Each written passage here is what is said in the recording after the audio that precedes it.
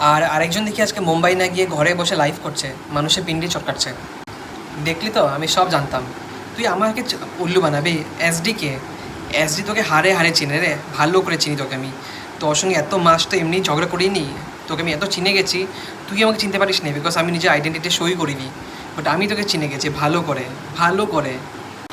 তোর মতন ছোটো লোক আনকালচার একটা মহিলা কি আমি হারে চিনি। তোদের প্ল্যানিং প্লটিং সব জানি, তোরা কী করবি। তুই পাতায় পাতায় চলিস না, তুই পাতালে চলিস। আমি চলি পাতায় পাতায়, বুঝলি? আমার সঙ্গে তুই পারবি না, তো লেগে লাভ নেই, বুঝলি?